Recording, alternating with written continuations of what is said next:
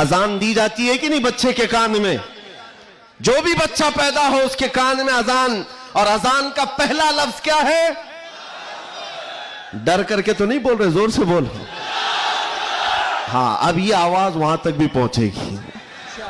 سب سے پہلا کلمہ تھا اللہ اکبر، اور اس کے بعد جب تم ہوش میں آئے، جہاں سے چلتے تھے وہاں سے یہ آوازیں آتی تھی، اللہ اکبر اللہ اکبر، اور اس کے بعد زندگی تمام ہو گئی۔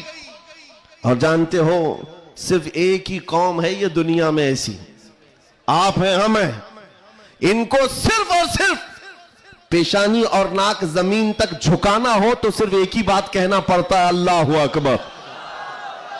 اس جملے کے علاوہ کسی امام کو لاؤ مسجد میں کسی امام کو لاؤ اور امام سے کہو اپنے باپ کا نام لے اور جھکا کر دکھا، کوئی قوم ہے نہ رکوع میں جائے گی نہ سجدے میں جائے گی۔ بادشاہ وقت بھی ہو، اکبر جیسا ڈکٹیٹر دین الہی نام کا ایک نیا دین لایا تھا، اور اس نے اپنے نمازوں الگ شروع کروا دی تھی، اور بادشاہ کے نام سے تکبیر کہی جا رہی تھی، اس کا بھی نام اکبر ہے۔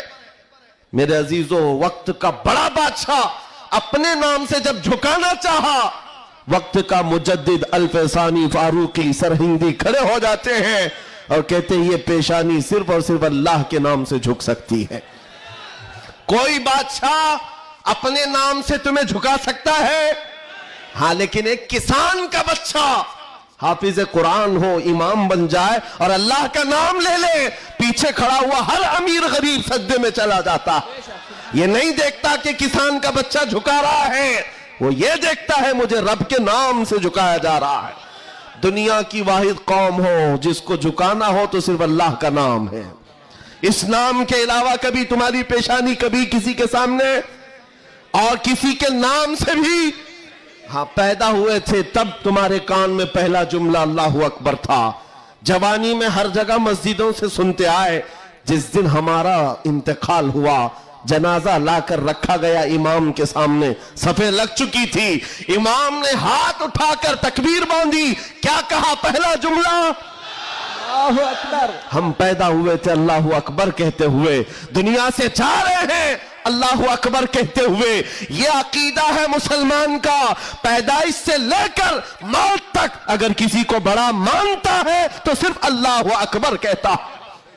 اس کے علاوہ تاج اور تخت کی پوجا ہمارے یہاں نہیں ہوتی، 5 سال 10 سال حکومت کرنے والے کوئی دیوتا نہیں بنتا، نہ ہی ہمارے ہاں نبی کی عبادت ہوتی ہے، عبادت صرف اللہ کی ہے۔ آج تم سب کے لیے جو چیز فرض بن چکی، فرض وہ کیا ہے جانتے ہو؟ وہ فریضہ میں ادا کرنا چاہتا ہوں۔ آج جنگ کا میدان بنا دیا ہے سوشل میڈیا کو، اور لوگ ہم سے یہ کہتے ہیں آپ خاموش رہیں تو ادھر سے کچھ نہیں ہوگا۔ میاں، ہمارا دین ایسا ہے کہ ہم اپنی باتیں لوگوں تک پہنچانے میں مصروف رہتے ہیں، ہمارے اندر اخلاق بھی ہے، موریلٹی ہے، نرم گفتگو کرتے ہیں، بازو پھیلا کر لوگوں کا استقبال کرتے ہیں، لیکن ہمارے اساتذہ نے ایک بات کہی ہے کہ بیٹا زبان نرم رکھنا، دل ٹھنڈا رکھنا، دماغ ٹھنڈا رکھنا، زبان میٹھی رکھنا، دل نرم رکھنا، یہ اچھے اخلاق کی بات ہے، لیکن یہ اس وقت تک ہے جب اخلاق میں ہو، اور جب نبی پاک کے سامنے کوئی کتا بھونکنے لگے تو پھر اب زبان میٹھی نہیں رہتی، دل ٹھنڈا نہیں رہتا اور دماغ نرم نہیں رہتا۔